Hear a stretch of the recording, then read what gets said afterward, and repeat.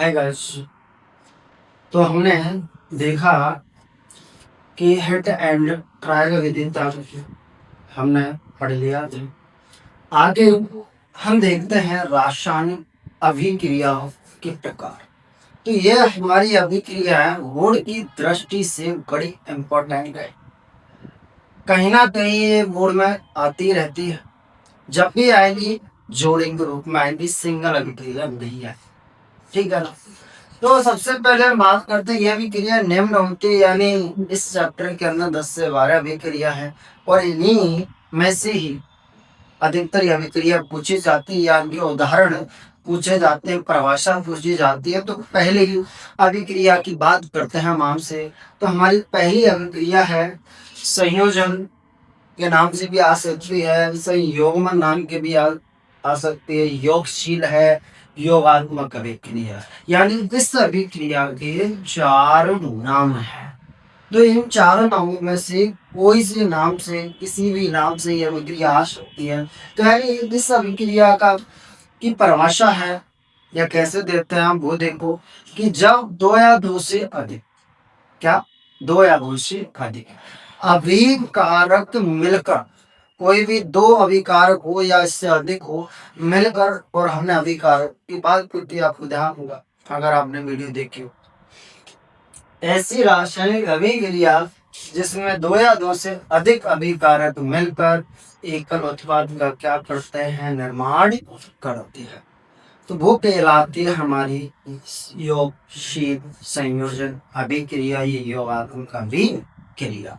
तो जब दो या दो से अधिक अभिकारक मिलते हैं तो वह अभिक्रिया हमारी कहलाती है, हमको पता है, संयोजन अभिक्रिया। तो संयोजन अभिक्रिया के जैसे कुछ उदाहरण देख लेते हैं हम। तो पहला उदाहरण है हमारा C+O2। अब जब दो अभिकारक हैं C+O2, यानी कार्बन और ऑक्सीजन मिलकर किसका निर्माण करते हैं, CO2 का क्या करते हैं, निर्माण करते हैं। यही तो है सिंगल उत्पाद और इसी की हम बात कर रहे हैं। जैसे और देख लेते हैं Mg+O2 is equal to MgO। ठीक है ना। Mg+O2 is equal to MgO। तो यानी मैग्नीशियम को जब वायु की उपस्थिति में, ऑक्सीजन की उपस्थिति में जलाया जाता है तो यहाँ पर क्या बन जाता है, मैग्नीशियम ऑक्साइड बन जाता है। ठीक है ना। जैसे और बात कर लेते हैं CaO, कैल्शियम ऑक्साइड। जब कैल्शियम ऑक्साइड की अभिक्रिया जल के साथ में करवाते हैं, हमें दो उत्पाद चाहिए कैसे भी लेके आओ। कैल्शियम ऑक्साइड की अभिक्रिया जब जल के साथ में अपन करवाते हैं तो जल के साथ में ये करवाए तो यहाँ पर क्या बनता है, तो यानी कैल्शियम है C। ठीक है ना, ये कैल्शियम भी आ गया। अब इसके साथ में करवाए तो क्या बनता है, COH का होल, यानी इस प्रकार से हमारा कैल्शियम हाइड्रोक्साइड यहाँ पर बन गया।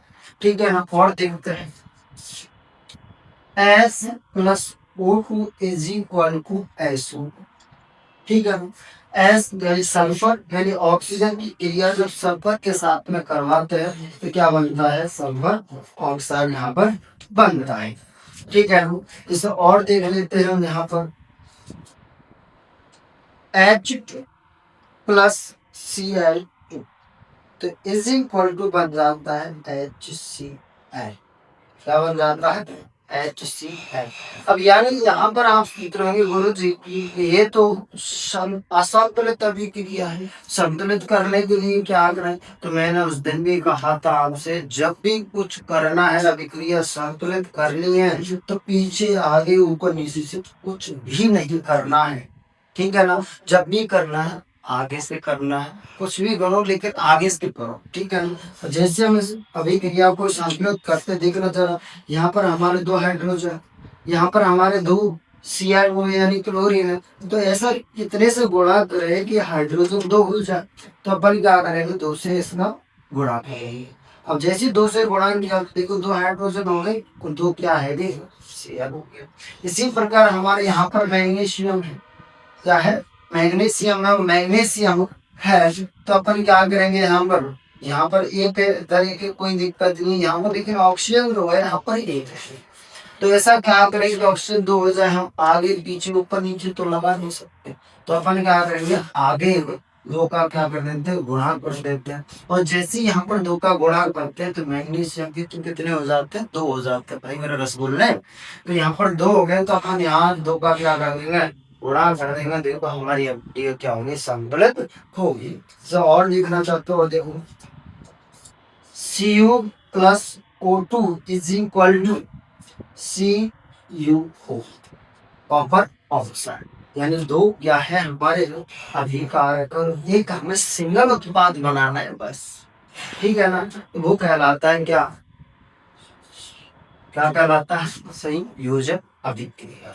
तो ये अगर असंतुलित है तो संतुलित भी करना है, तो संतुलित करना है। जब भी परीक्षा में ऐसी कोई आए तो उसको संतुलित करके ही रखना होगा, ठीक है ना। तो ये कॉपर है, इधर कॉपर भी एक है। तो ऐसा क्या करें कितने से गुणा करें ये दो हो जाए, तो अपन क्या करेंगे यहाँ पर इसका दो का गुणा कर देंगे। हम पहले ऑलरेडी ऑक्सीजन भी कितने हैं दो है, तो अपन दो हो गए तो आगे भी कितने कर देंगे दो का गुणा कर, ठीक है ना। तो ऐसी रासायनिक अभिक्रिया हमारी कहलाती है योगात्मक अभिक्रिया, ठीक है ना। चलो इसमें होगा हम देखते हैं। पहली पढ़ ली थी संयोजन अभिक्रिया, अब दूसरी पढ़ने वाला है वियोजन अभिक्रिया या अपघटन अभिक्रिया। संयोजन का अर्थ हमने बताया जुड़ना, कि संयोजन का अर्थ होता है जुड़ना, और अपघटन या वियोजन का अर्थ होता है टूटना, ठीक है ना। वहां पर क्या हुआ था संयोजन में कि जब दो या दो से अधिक अभिकारक मिलकर एकल उत्पाद का क्या कर रहे थे निर्माण कर रहे थे, उसको हमने कहा संयोजन अभिक्रिया। अब पढ़ने वाले हैं अपघटन या वियोजन अभिक्रिया। तो वियोजन का अर्थ होता है टूटना, यानी जब एक पदार्थ दो या दो से अधिक पदार्थों में टूट जाता है उसे कहते हैं वियोजन अभिक्रिया। जैसे मान हमारे पास ये पत्थर और पत्थर को हम जोर से तोड़ेंगे तो यानी एक अभिकारक मान लो पत्थर को तो अभिकारक हमने तोड़ा तो कई टुकड़ों में टूट कर विभाजित हो गया। अगर वही हम किसी को जोड़ दें तो संयोजन अभिक्रिया हो जाएगी। अगर वही किसी को तोड़ दें दो या दो से अधिक पदार्थों में तो वो क्या कहलाएगा वियोजन या अपघटन कहलाएगा।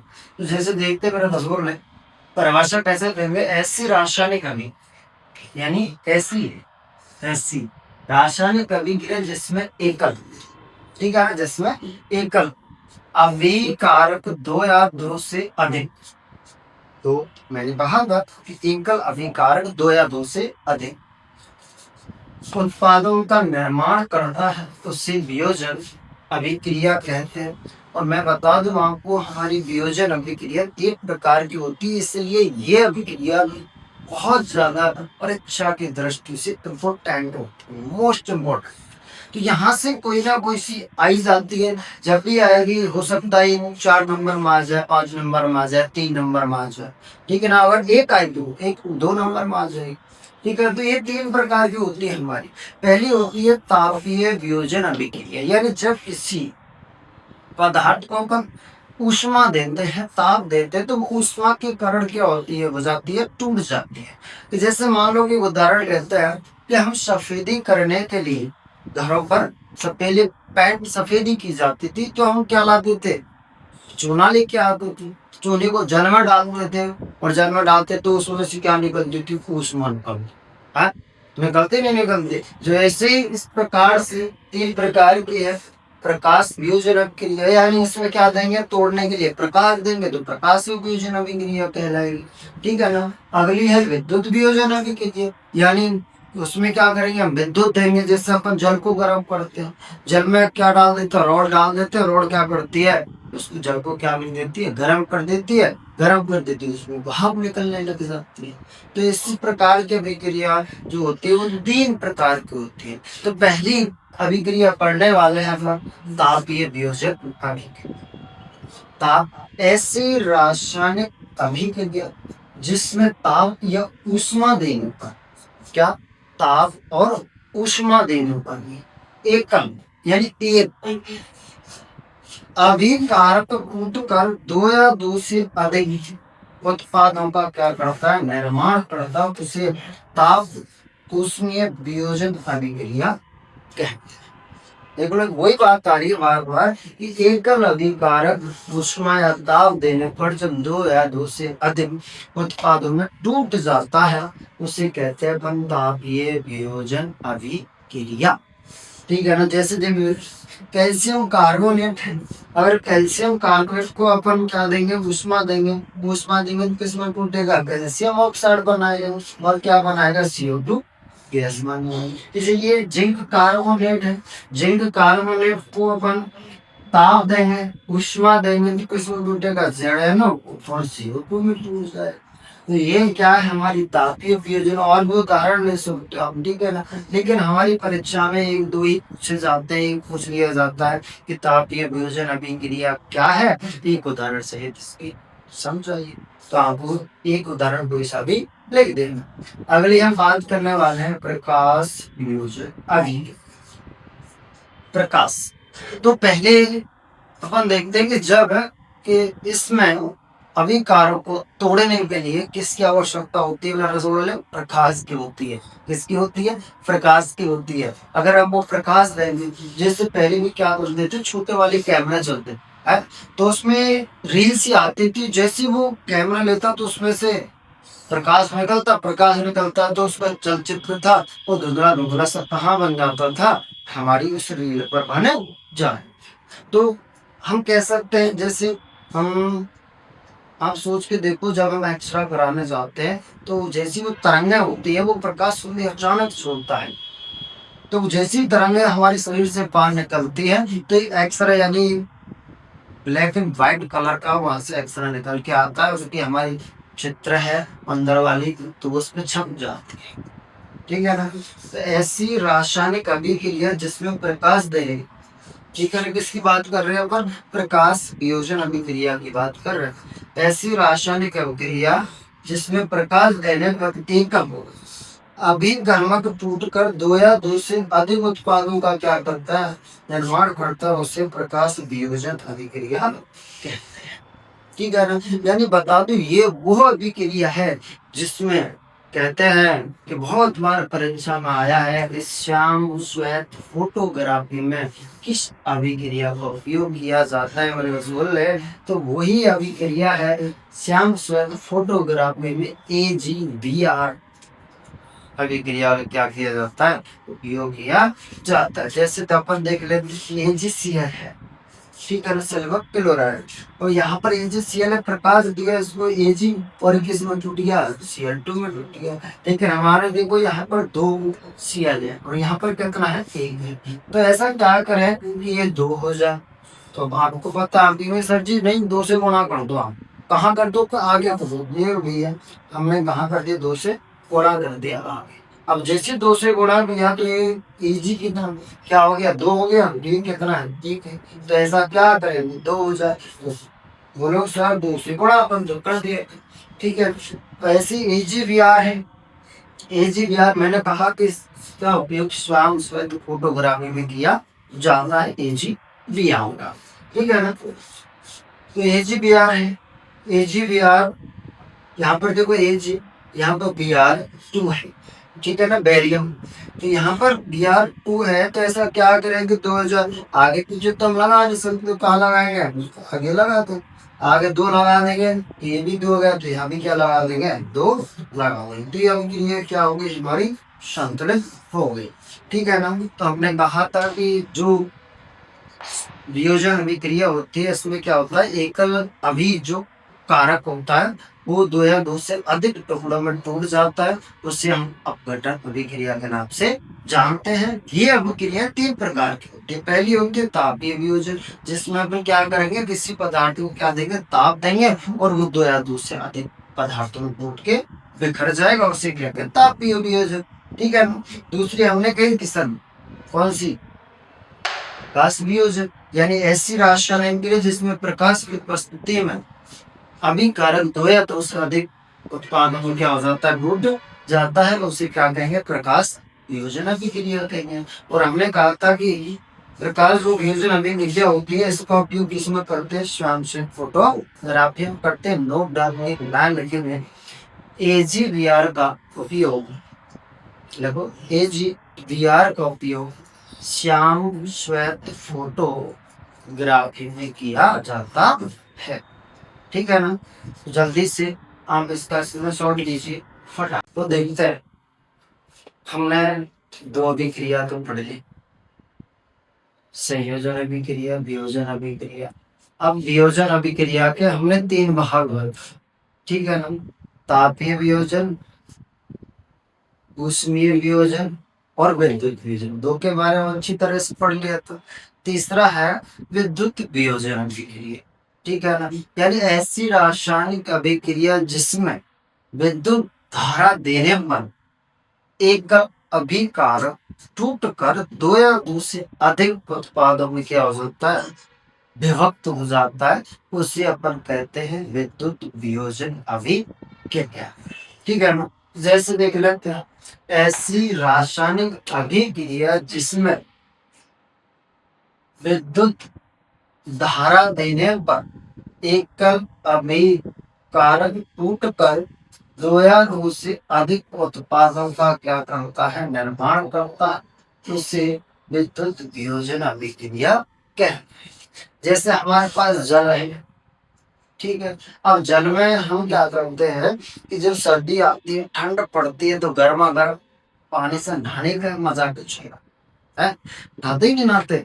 तो अपन क्या करते हैं कि जो जल होता है, जल में रोड डाल देते हैं, रोड वो लाइट में लगा कर छोड़ देते, कुछ समय बाद देखते हैं कि वो जल है वो क्या हो जाता है, गर्म हो जाता है। और जैसे मेरे बच्चों वो गर्म होता है मेरे रसगुल्ले लोग, तो हाइड्रोजन और ऑक्सीजन गैस है वो अलग अलग टूटना प्रारंभ कर देती है और उसमें जल में से भाप निकलना प्रारंभ कर देती है। ठीक है ना, तो इस प्रकार से हम जल को गर्म कर सकते हैं। तो NaCl, नमक देखा, नमक नमक है, नमक को अपन क्या करते हैं, नमक को अगर हम जलीय तेल में छोड़ते हैं और उसको गर्म करते हैं, तो Na और Cl2 में क्या हो जाता है, विभक्त हो जाता है। इसलिए ही रासायनिक अभिक्रिया हमारी क्या कहलाती है, विद्युत वियोजन अभिक्रिया कहलाती है। अब क्या करते हैं, तो विद्युत वियोजन अभिक्रिया है, तो हम इसके लिए प्रयोग करते हैं। ये प्रयोग परीक्षा में कई बार पूछा गया कि जल व विद्युत अपघटन का नामक चित्र बनाते हुए ये प्रयोग लिखिए। तो चलो देखते हैं, जब तक आप इसका स्क्रीनशॉट लीजिए। हमने देखा कि विद्युत वियोजन लास्ट था हमारा। अब हम बात करने वाले विद्युत वियोजन का एक प्रयोग है जो परीक्षा में एक तो चित्र आता है इसका, या इसमें थ्योरी आती है, इसका समीकरण आता है, लेकिन आता जरूर है। 2025 में जब आया था तो विद्युत वियोजन का नामांकित चित्र आया था 1 नंबर।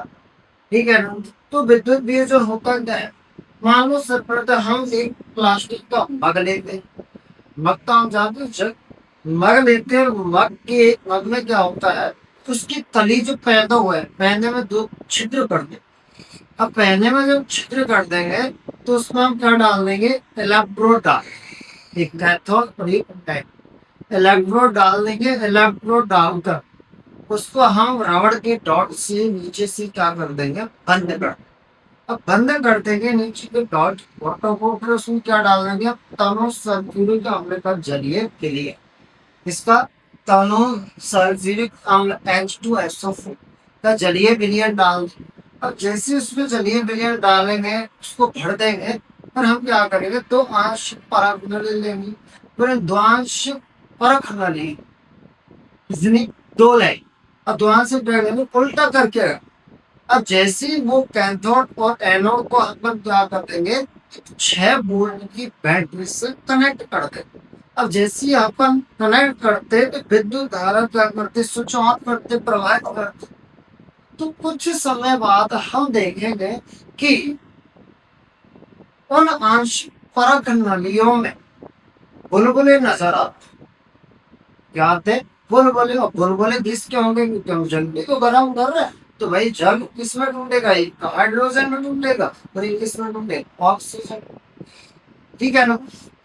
जब वो जल ढूंढ जाएगा पूरी तरह से, तो जो कैथोड वाली परत नली है, इधर वाली परत नली है, उस पर क्या हुए कि हाइड्रोजन गैस के बुलबुले नजर आएंगे, और एनोड वाली परत नली पर ऑक्सीजन गैस के बुलबुले नजर आ रहे हैं। तो हम कह सकते हैं कि हाइड्रोजन गैस ऑक्सीजन गैस से ऐसी होती है उसकी तो नहीं हो।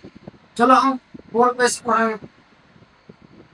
जल के बिंदु अपवर्तन का नामांकित चित्र बनाते हुए प्रयोग देखिए भाई साहब, 3 नंबर माता होश लगाओ, ये ध्यान रखिए। एक प्लास्टिक का मग लेकर उसकी तली या पैंट उन छिद्र कर दे, इतने को इन छिद्रों उन 6 वोल्ट की बैटरी से संयोजित कर मग में इतना जल डालते हैं कि इलेक्ट्रॉन क्षण डूब जाए। क्या इतना जल लाता है कि इलेक्ट्रॉन क्षण आसानी से डूब जाए। कुछ मात्रा में तनो संरक्षण, एक तो रीजन क्या डालना, तनो संरक्षण में कुछ क्या डालना है, डाल रही है जल के अंदर। अब दो जल से आंसर को फर्क नहीं एक है, इन इलेक्ट्रॉनों के ऊपर उल्टा। मुझे भी कहा था कि आंसर की फर्क नहीं लेनी है और उनको कहाँ रखना है, उल्टा करके इस पर रख। आप वैद्युत धारा प्रवाहित कर उपकरण को कुछ देर के लिए छोड़ देते हैं, छोड़ना तो पड़ेगा, फिर उसको गर्म भी तो होना, जब छोड़ देंगे उसको। कुछ समय पश्चात हम देखते हैं दोनों परत नलियों में गैस के बुलबुले बनते हुए दिखाई देते हैं। कैथोड वाली परत नली पर हाइड्रोजन गैस के बुलबुले तथा एनोड वाली परत नली पर ऑक्सीजन गैस के बुलबुले बनते हैं। कैथोड वाली परत नली में हाइड्रो एनोड वाली परत नली में अपेक्षा अधिक बुलबुले बनते हैं, यानी ये कैथोड नली। मान के चलो ये हमारा एक चित्र है जो मैंने बनाया है, तो इसमें हमने क्या किया कि एक मग लिया, मग में उससे क्या करा, 3 छिद्र जब दी और दोनों छिद्रों पे 6 वोल्ट की जो बैटरी है, इससे क्या कर दिया हमने इसको कनेक्ट कर दिया। ठीक है, 6 वोल्ट।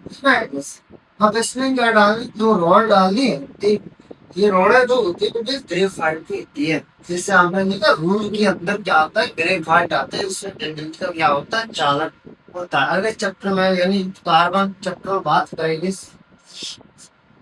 तो जैसे हमने रॉड डाली तो उसमें हमने जल भर दिया, और जल भरने के बाद हमने क्या किया, इसको मात्रा में डाल दिया। और जैसे जल डाला तो हमने थोड़ी उधर डाल दी इसको, और इनको उल्टा करके इस पर रख।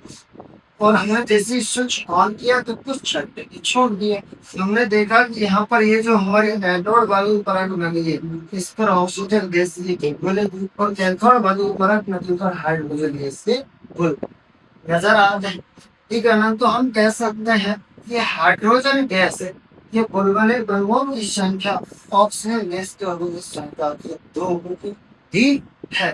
तो ये हमारा जल का पृथ्वी अपवर्तन का पूरी पूरी थ्योरी है, ये उसका चित्र है। तो सभी का ही आजाद है कि क्या है कि हमारे पास जल है, क्या है उसको जानती है। अब जल में हमने क्या करवानी है, विद्युत धारा प्रवाहित करवानी है। क्या करवानी, विद्युत धारा। अब जैसी विद्युत धारा प्रवाहित कराते हैं तो H2+ में क्या हो जाता है, वो तो जाता है, इसको क्या करते हैं इस समीकरण को। ठीक है, अब देखो यहाँ पर इसलिए ज्यादा है कि दोनों में 4 है, हाइड्रोजन और ऑक्सीजन होते हैं, वो है इसलिए ऑक्सीजन से ज्यादा है क्या, गैस कौन सी, हाइड। तो भाई ये हमारा जल का विद्युत अपवर्तन का प्रयोग है। आप बहुत अच्छी तरह से लैंग्वेज मैंने ऐसी बना दी काम को आसानी से याद रखें। चलो इसको लिखा। तो हमने देखा कि अब तक 2 अभिक्रिया पढ़ चुके हैं, संयोजन अभिक्रिया और वियोजन अभिक्रिया। यानी संयोजन अभिक्रिया और वियोजन अभिक्रिया के बारे में अच्छी तरह से पढ़ा। और वियोजन अभिक्रिया के तीन भावों के बारे में पढ़ा, तापीय वियोजन, ऊष्मीय वियोजन, विद्युत वियोजन। उसके पश्चात हमने विद्युत वियोजन का एक प्रयोग किया। अब प्रयोग करके अब हम अगली अभिक्रिया की ओर चलते हैं। उसकी अगली क्रिया है विस्थापन अभिक्रिया। क्या है बच्चों? विस्थापन अभिक्रिया। बड़े ध्यान से सुने को, मैंने फिर भी पहले भी कहा था, अब भी कह रहा हूँ, जब भी कोई अभिक्रिया आती है ऐसी, तो वो जोड़े के रूप में आती है। ठीक है ना? तो विस्थापन अभिक्रिया, जैसे मान लो कोई एक उदाहरण ले लेते हैं ना, कि जैसे कोई दो खिलाड़ी है, एक बड़ा अच्छा खिलाड़ी है और एक नॉर्मल सा खिलाड़ी है। तो शायद सी बात है, एक अच्छा खिलाड़ी नॉर्मल खिलाड़ी को क्या कर देगा? हरा देगा। ठीक है ना?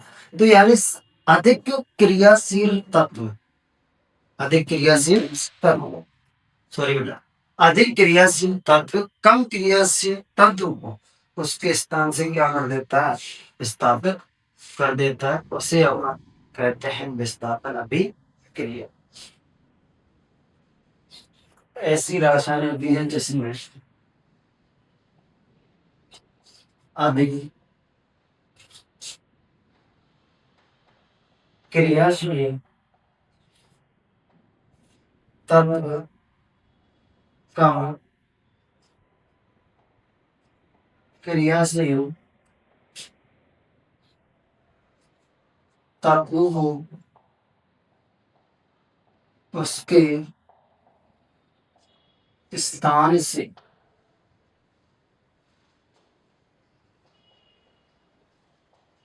विस्थापित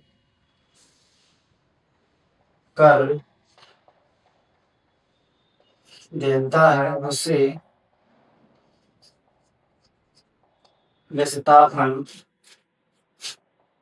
अभिक्रिया कहते हैं। ठीक है ना?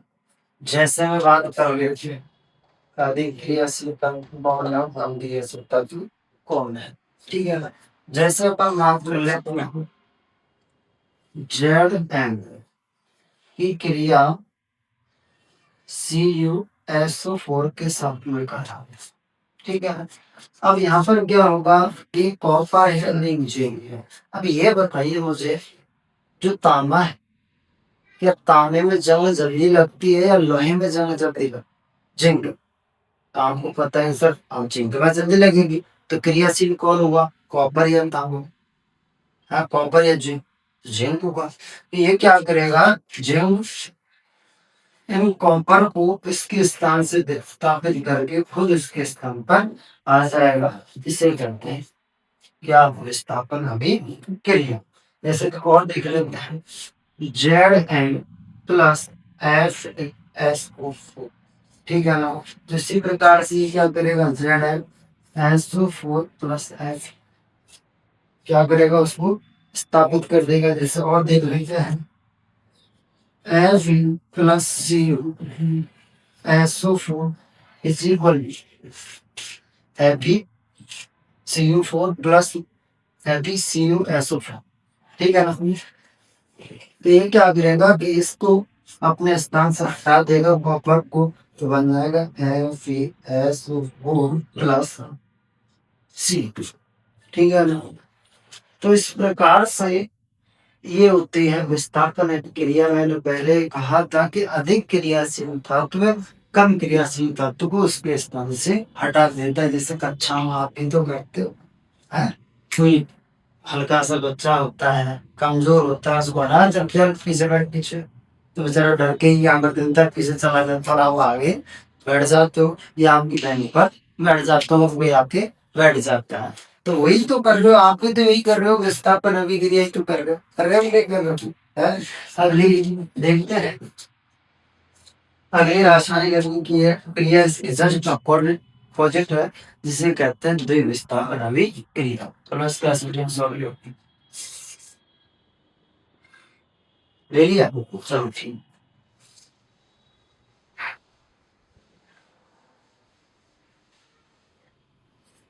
अगली है आपकी द्विविस्थापन की पढ़ाई।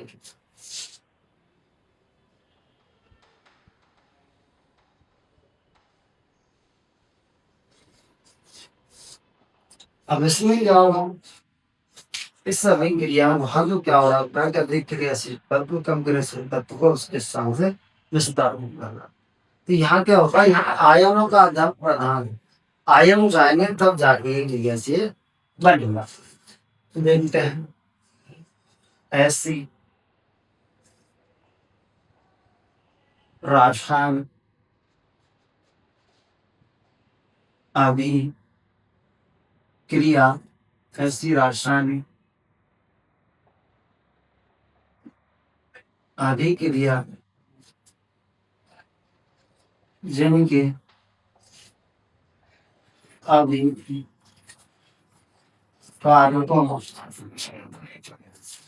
के मध्य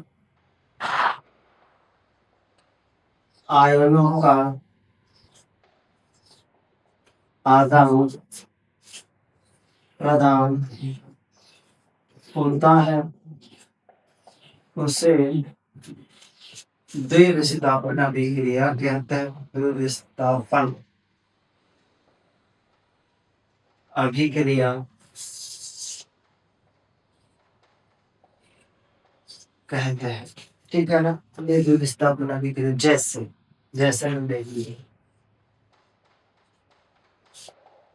NaOH प्लस HCl,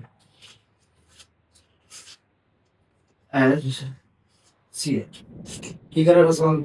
अगर तो जरा देखेगा ना, हमारे पास एक धातु है और इधर क्या है, अधातु है।